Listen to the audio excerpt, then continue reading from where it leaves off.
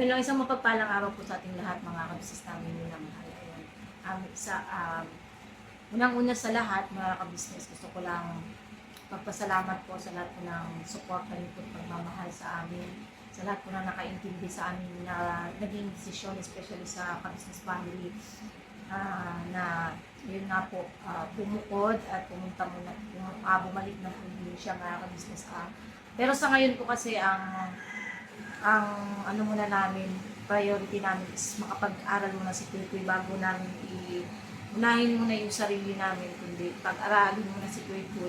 Siguro mga ilang buwan or linggo, mga kabisnes, kasi syempre nakadepende pa din yung pag-alis namin sa kinikita namin, kasi nga unahin nga namin magpa-cargo para pagka tapos mapakargo, mga ka-business, pagka okay na lahat ng gamit, tsaka naman kami, syempre, bibili ng ticket para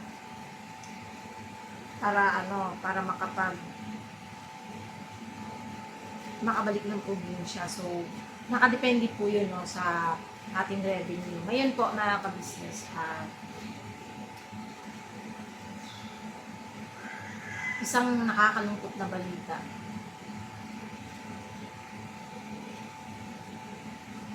Hindi ko lang kung paano ko sasabihin. Kasi, mga ka-business, di ba, ang napanood niyo na vlog is yung paglipat namin doon sa kabila. Yung paglipat namin. Ngayon po, may nangyari kasing, mga ka-business, dumating yung may-ari, mas mapapanood niyo doon sa vlog ni Boss Dave, yung pagtutour doon sa bahay. Kaya lang, hindi mabuksan yung kwarto. Ngayon po, kaninang umaga, dumating yung may-ari ng bahay. Itong mga paupahan dito. Sinabi niya sa amin na may ayusin pa pala doon sa kabilang bahay. So, ang libre na lang na bahay is ito. Itong malaki, mga ka-business. So, ayan, itutur ko po kayo dito sa bahay po na panibagong nilipatan namin. Wait lang. So, mas malaki siya compare po doon sa kabila. Mas malaki siya, yan. Di pa kami tapos mga kabisnes, kasi mamimili pa lang ako ng gamit para makapaghugas ako. Ayan. Yung lagayan pala namin ng stove, babalikan pa po namin yung mga kabisnes, kasi hindi na po talaga kaya kahapon. So, ito yung sa mga unboxing na mga dilata, mga kabisnes. May asukal pa doon at kape. Lalagay ko rin po dyan. So, yan pa yung mga ibang gamit namin. Hindi pa po talaga tapos magayos. Ayan. Dami pa. Yun doon. Yan. Dito. Right. Malaki siya, mga kabisnes. Malaki siya. Tingnan nyo kung gaano kalawak yung kwarto. Di nga lang patapos ayusin. Ayun. So, kasi, mga kabisnes, ang dito sa naman kabila, tatlo talaga siya, tatlong paupahan. Dito sa ayun doon sana kami sa pinakauna. Tapos itong gitna, walang tao, at saka itong meron. Kaya lang, itong gitna kasi, mga kabisnes, yung nandun sa unahan na umuupa, is lilipat po kasi dyan. Nakapagsabi na po kasi yun sa may-ari. Kasi nga, ang inaano naman niya doon is maliit yung space sa likod. So, hindi daw siya masyadong makadaan. So, gusto niyang lumipat dito. Konti lang naman diferensya kasi yun 3.5, eto 4. So, dilipat din po sila dyan. Nauna po kasi sila nagsabi din sa may-ari. So, doon sila. Kami dito. Ito, mga kabisnes na paupahan is 5K. 5K po ito. Kaya lang, dahil kakilala naman ng ating iba yung may-ari nito, bigay sa amin ng 4.5.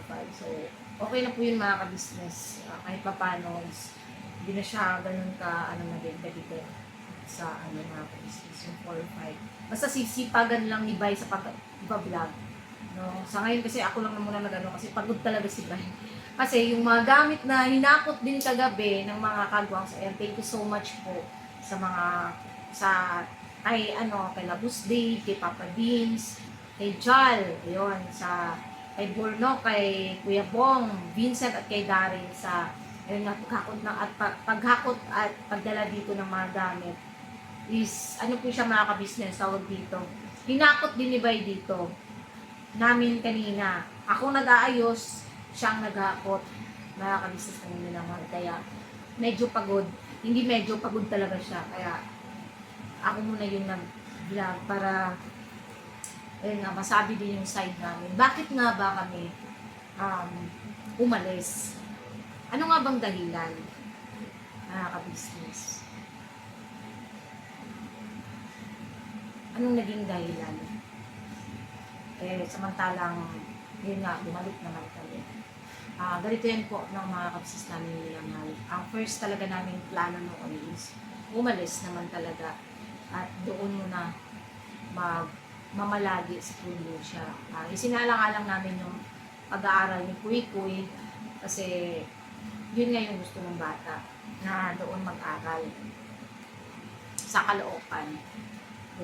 Sa Bagbagin pala, sorry, Bagbagin. Sa Bulacan pa din po yung part ng Bulacan. Ngayon po, siguro yung pangyayari yun sa yes, hindi ko naman din ipagkakaila talaga kasi nabanggit ko na din naman yun sa vlog na na kasi ako yung nabigla or hindi rin kami talaga nakapagsagot noon ng maayos kay Kuya nung yung pagpunta nga namin doon yung sa naunang vlog, naunang vlog kasi nga hindi ko kasi talaga alam kung ano yung sasagot ko.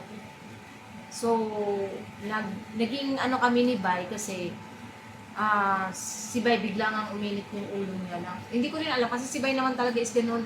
Kahit naman sa aming dalawa mga kabisnes, ganun si Bay. Mabilis talaga siya mag-init ang ulo. Dahil na siguro dahil sa sakit din niya. Tsaka, tagal na yan siya dahil sa high blood yan. So, ang sa akin naman mga kabisnes,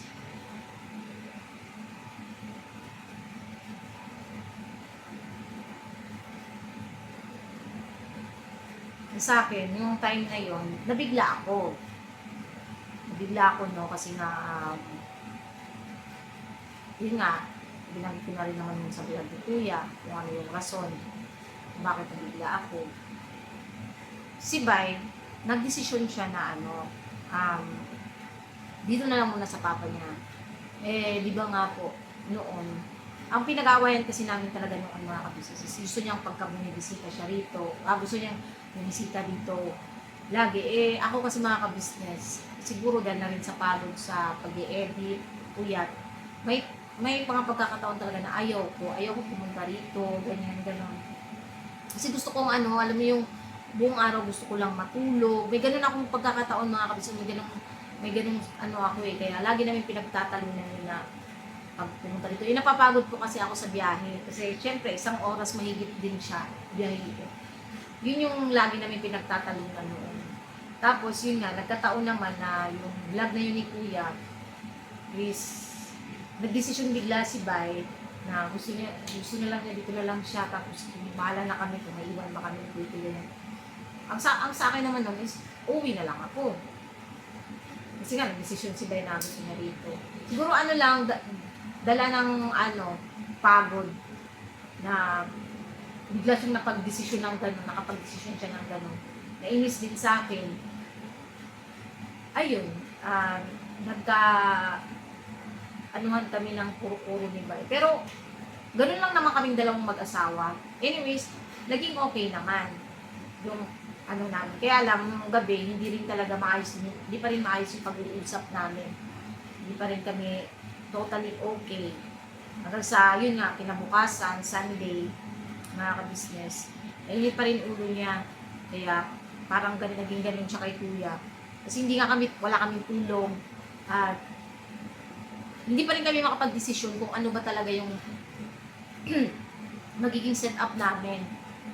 Ang sabi niya sa akin, gusto niyang bumalik na agad sa probinsya. Sabi ko sa kanya, hindi naman ganun kadali yung kasi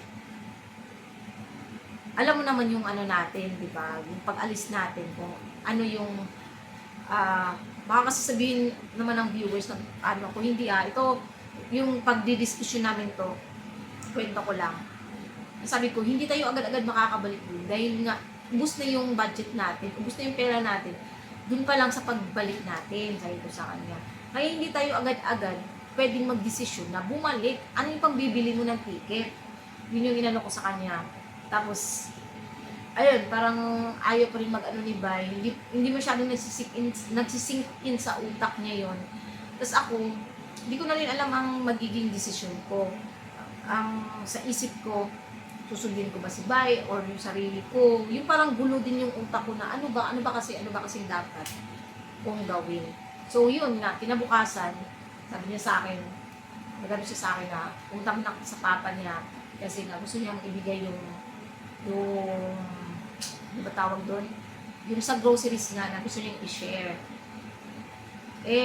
Yun nga, hindi ko naman alam na gano'n yung nangyari sa kanila ni Kuya sa baba. Kasi nasa taas ako. Hindi ko alam. So, para sa akin, sinabi ko kay Bay na kalmahin niya yung sarili niya. Tapos, nung umalis kami, nagpaalam ako kay Papa Dins, sabi sa akin ni Paps na mamaya na lang mag-usap muna sila ni Papa. Sabi ko kay Paps na, Paps, pasensya ka na ha. Palamigin ko muna si Bay, kalmahin ko muna kasi hindi nyo rin po siya makakausap ng maayos pagka ganito yung kondisyon ng utak niya. Hindi nyo siya, kahit anong gawin yung pagpapasalita dyan, hindi nyo mapagsasalita yan. Hindi nyo mapapalabas kung ano yung nasa loobin niya kasi nga ganyan yung mood niya. Hindi nyo magagawa yun. Kaya pakalmahin ko lang muna, Paps, sabi ko kay Paps. Naintindihan naman po yun ni Papa dito. Salamat naman kay Paps. Naintindihan niya yun. So sabi ni Paps, sige te, ingat kayo. Update na lang te ha. Sabi niya kung kamusta kayo doon at message mo ko te, ganun si Paps. So, nung mga ka-business, at sabi pa sa akin ni Paps, binili sa akin ni Paps na wag niyong kakalimutan yung pag-church. Sabi ko, opo Paps, huwag po kayo mag-alala kasi yan lang magpapakalma din sa amin. Sabi ko sa kanya. So, malis kami mga ka-business, pumayag si Paps. At naintindihan kasi ni Paps yung gusto kong ipapatid. So, umalis kami mga ka-business. At, ayun, mga bandang 2:00 ng church kami ni Bay. Sa akin, inano ko yun, iniyak ko yun sa ama. Sabi ko, Ama, paliwanagin niyo po yung isip at puso namin, mag-asawa, na sana bigyan mo kami ng kaliwanagan kung ano ba yung tamang desisyon, kung yung desisyon ba ng asawa ko ang masusunod o ako. Pero alam ko po, Ama, na isa sa yung aral na magpasakop sa asawang lalaki. Dahil ako yung babae, kailangan ko magpasakop sa asawa ko. Tama ba na sundin ko kung ano yung gusto niya? Yun yung parang ano ko sa ama na sabi ko, sana na kung ano man po yung sama ng loob namin mag-asawa ay maalis. Huwag niyo pong hayaan na balutin kami ng sama ng loob at yung sama ng loob na yun imauwi sa galit. Ganun yung pinanalangin ko sa ama na maging okay lahat. Yan, sabi ko maging okay ang lahat. Bigyan niyo po kami ng lakas ng loob na humarap sa pagsubok na ito, na huwag niyo pong hayaang huwag niyo pong hayaang kainin kami ng kung ano man yung nararamdaman namin. Pagliwanagin niyo po yung isip at puso namin mag-asawa na mapunta kami sa landas na alam niyo yun na hindi magiging or hindi kami mapapasama na ka-business. I mean, yun bang parang magiging okay ba? Magiging panatag ang bawat isa. So, ayun, after church, mga ka-business, naging naman ako, gumaan. Gumaan yung pakiramdam ko. O, gumaan yung pakiramdam, pero andun pa rin yung pag-aalala, mga ka-business, mga isipin, pero at least kahit papano, na ako, na panatag. So, nung gabi, nag-usap kami ni Bay. Nung oras na rin kami nakatulog mo. Nag-usap kami, tapos sabi ko sa kanya, ano ang pinaka-desisyon mo? Kasi ngayon, gusto ko ikaw ang sundin ko. Sabi ko sa kanya, desisyon mo ang masusunod. Sabi ko sa kanya. Ayun, ang desisyon niya. Gusto niya bumalik ng probinsya. Tapos sabi ko, Papa, gusto ko lang ipaunawa sa iyo ha. Yung gusto mong desisyon na yan, wala akong tutol dyan na bumalik tayo ng probinsya. Pero pa, sabi ko, hindi pa ngayon. Hindi pa sa ngayon. Kaya lang, sabi ko, paano man yan? Wala pa tayong pera o sapat na pera para pang pamasahe pabalik. At paano yung mga gamit natin? Ang sagot niya po sa akin, mga ka-business, dito na lang muna tayo kay Papa. Sabi ko pa, nakita mo ba yung gamit ng Papa mo? Kung gaano kadami. Itatambak natin ito lahat ng gamit natin. Hindi na makakaraan yung tatay mo. Paano? Saan natin ipaglalagay yung mga gamit natin? Sabi naman niya sa akin, umupa kasi nga dito yan. So, tinignan namin. Nausap namin yung kapatid niya. Sabi ko, Day, gusto ni Bay na lumipat na dito habang inaantay namin na nakabalik ng probinsya. Ang problema, Day, sabi ko sa kanya, ang problema, Day, wala kaming pera pang upa. Wala kaming pang down, pang deposit. Kasi 1 month advance, 1 month deposit yung business. Kasi sabi sa akin yung kapatid niya. Sensya na taputol yung vlog natin kanina kasi na dumating kasi yung may-ari ng bahay. Inano lang po, inayos lang po yung switch ng ilaw kasi itong switch ng ilaw po dito ay hindi kasi namalayan ng may-ari na ano pala tawag dito. Hindi pala nalagyan ng switch. So, ayun, pumunta rito para maglagay ng switch kaya naputol yung vlog natin. So, ayun nga mga ka-business. Pumayag naman yung may-ari na sa sahod na lang kami magbigay ng pang down deposit para ayun nga, may matulungan kami rito. Ayun mga ka-business, no? Ang sa akin po, na-appreciate ko naman po lahat po ng mga concern nyo. Lahat ng naging concern sa amin ni Bay, sa lahat po ng mga nasaktan. Sa akin lang din po mga ka-business, sana ano na lang din po tayo. Okay naman na po lahat, na naging panatag naman na po.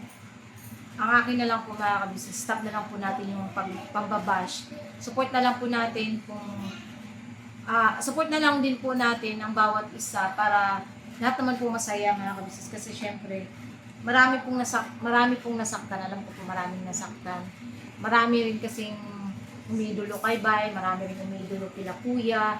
Both side talagang nagkaroon ng puro-puro mga ka-business.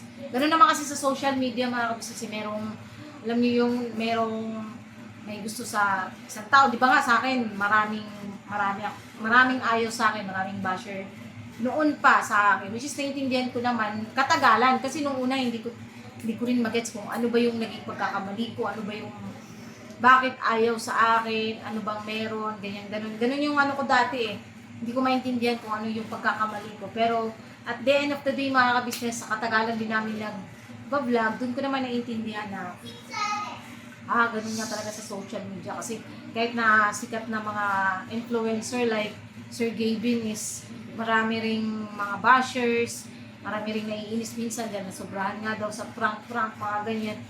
Pero mga ka-business, ang isipin na lang natin, yung mga kabutihan na naidulot po. Noon, mga kabutihan dati ni Kuya ka-business, yun po yung isipin nyo yung mga nagawa niya pong kabutihan mga ka-business. Kasi, kung tutuusin naman, may nagsabi kasi may nabasa akong komento kanina na, basta parang nainis siya dun sa sinabi kong walang Bay Papaya, kung wala, di dahil kay ka-business. Totoo naman kasi yun, kahit naman anong yung mga ka-business. Nakilala si Bay Papaya dahil kay Kuya. At yun ang ipinagpapasalamat namin. Hindi namin tinatatwa yung ganun mga ka-business. Kaya talagang sobrang lucky din ng pasasalamat namin sa kanila. Hindi po, ang ka-business po, hindi po yan sila yung klase ng tao na humihingi ng sukle or kasi yung iba, inaano talaga yung utang na loob. Hindi po. Di ba nga, matagal ko nang sinasabi. Lagi ko pong binabanggit noon pa sa mga vlogs namin na yung utang na loob, kahit naman kasi anong mangyari, hindi namin kayang bayaran yun. Kahit na sino, hindi namin kayang bayaran yung naitulong na, kasi tapos na yung naitulong na gawa na nila kaming tulungan. So, hindi na namin masusuklian yun. Hindi sa masusuklian. Hindi na namin mababayaran yon yung naitulong nila sa amin. Pero kaya namin suklian ng respeto.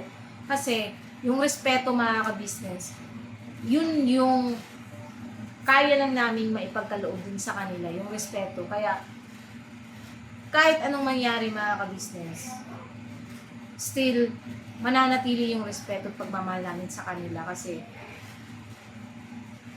malayo man kami sa kanila mga ka-business, intact naman yung communication, okay na yun mga ka-business. At saka, pwede naman kaming bumisita doon pagka may time, di ba? Pagka wala namang ginagawa, pwede kaming bumisita doon. Open naman po kasi ang ka-business house sa amin. Kasi ganito lang yan mga ka-business. Yung kababaan ng loob, yung pagiging pagpapakumbaba is hindi naman po yun magiging kalalabisan or hindi naman po yun siguro magiging masama. Although bumukod man kami dito man kami ngayon. Yung, kasi maraming mga nagsasabi na akala ko ba walang iwanan hanggang dulo. Napanindigan naman po namin yung hanggang dulo mga ka-business. Kasi hindi naman porket humiwalay kami ng bahay, iniwan namin sila sa ere. Hindi ganon. Kasi yung suporta namin, yung respeto, yung pagmamahal, nandun na natili yun. At yun yung kinasaya nila kuya kasi pinanatili namin yung ganon. Hindi namin kinakalimutan kung ano yung mga naitulong nila sa amin. No, hindi namin gagawin yun, mga ka-business. Wait lang mga ka-business I-absensya naman ka-business at meron lang ayun lang. Basta ang sa akin mga ka-business, panatag na rin kami na okay po ang lahat, masaya po ang lahat. Sana pananatilihin natin yung mga ka-business kapayapaan. Yun lang naman ang sa akin. Kasi nakikita ko po nasasaktan din sila ate, pati si Budang. Yun, nakita ko talaga mga anak nila ate at kuya, mga ka-business. Kaya enough na po. Okay na po tayo dun. Alam ko po, tama naman din po yung na komento ng iba na hindi nyo kami masasaklawan sa namin, ganyan. Kasi komento nyo po. Yes po, totoo naman po yun. Pero makikiusap lang din po na maging kalmado na lang din po tayo. Kasi okay naman na po lahat. Misunderstanding po yun mga ka-business. Which is na-solve naman. At okay naman na lahat. No? Masaya ako mga ka-business na intact yung namin, yung relationship. At saka nalagpasan yung ganong pagsubok. Mahirap din kaya mga ka-business na may dala-dala kang sa puso mo, alam mo yun. Hindi ka rin kasi mapapanatag Oo, andun tayo sa katotohanan na ka nga, ganyan. Pero, ang tanong, panatag ba yung puso mo kung hindi kayo okay? Lalo na, yung mga taong yun yung nagpakilala sa amin, yun yung naging dahilan kung nasan kami ngayon, diba? Hindi kami mapapanatag doon. Kasi darating ang panahon, mga ka-business. Darating din po ang panahon na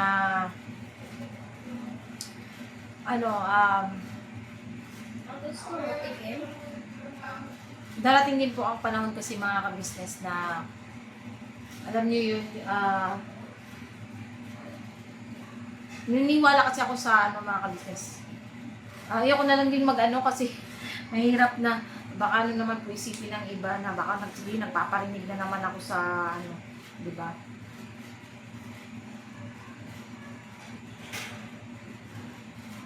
Mabuti na rin yung mabuti na yung tayo.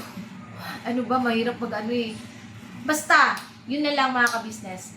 Okay na po ang lahat, panatag na po kami.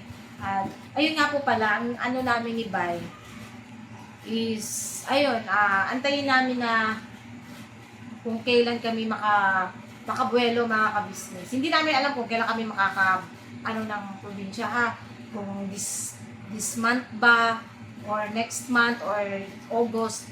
Depende pa rin yun mga ka-business kasi ayun nga, kailangan natin unahin yung mga gamit. Gusto ko kasi na pagka nagmotor kami, wala kami masyadong dalang gamit, kundi damit lang na pampalit. Kasi ang hirap po mga kabisnes, naaawa ako kay Bay na siyang taga-bitbit. Ang hirap, kawawa naman. Mahirap din po kasi kung i-direct namin yung motor sa yung tugo. Kasi ang pamasahe lang ng motor lang yun, is 7 plus. Unlike pag nagbiyahe kami dito to Pierre Pierre sa Naga, yun, sa Matnog ba yun, ewan ko, umitin ba yung kilikila pa, ako umitin yung kilikili ko. Is siya mga ka-business, tawag dito, mas mura siya, compare sa Tubo, to Lanao, Zamis, basta mahal siya, kaya, cargo ang gamit, after that, English, after that,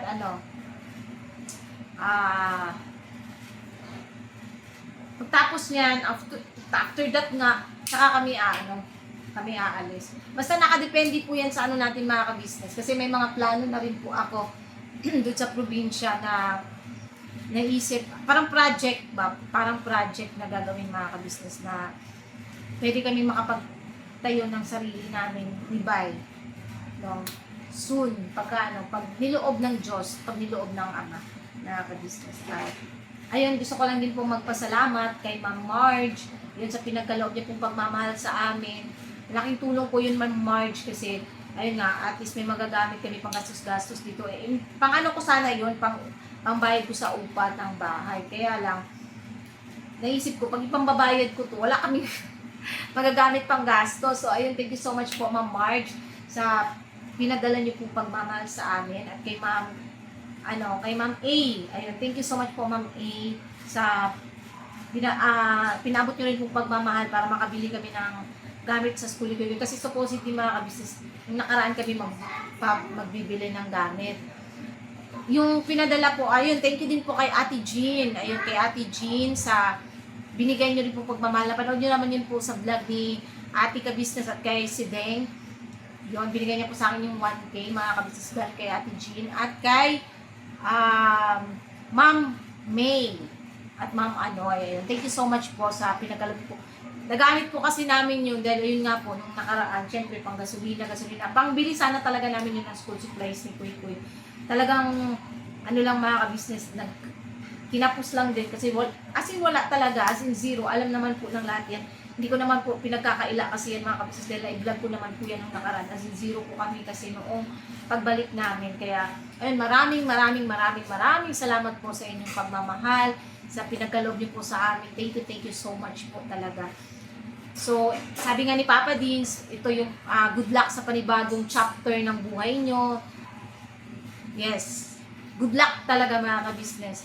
Sabi ko kay Bay, sipag-sipag ka sa pag-upload, sa pagbablog, kasi Papa, nangako tayo na ikaw na ang magbablog, panibagong Bay Papaya. So, hopefully mga ka-business, ma-fulfill ni Bay yun, na siya ang magbablog, kasi ako nang tiga-edit, walang problema sa akin yun.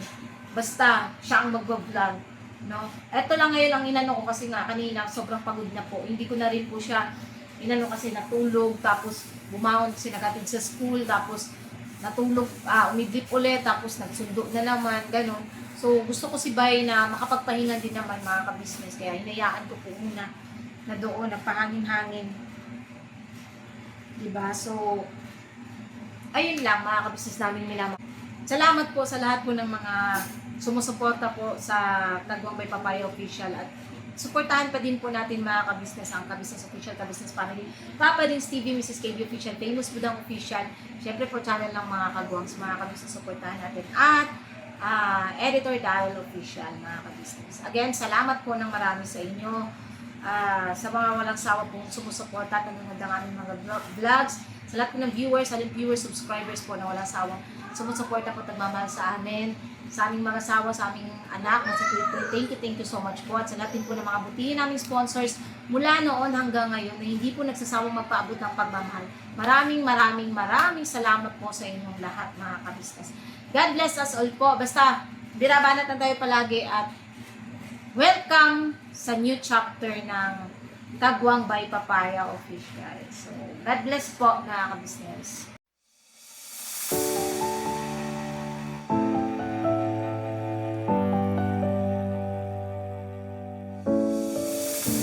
I've come so far away from home. There's no way I'm turning back now.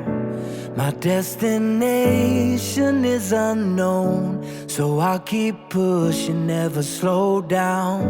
A big blue sky, a pocket of dreams, a head full of hopes, possibilities. I'm taking a chance to reach for the stars, for the stars. If I fall, then I'll get back up, try again, come back stronger. No walls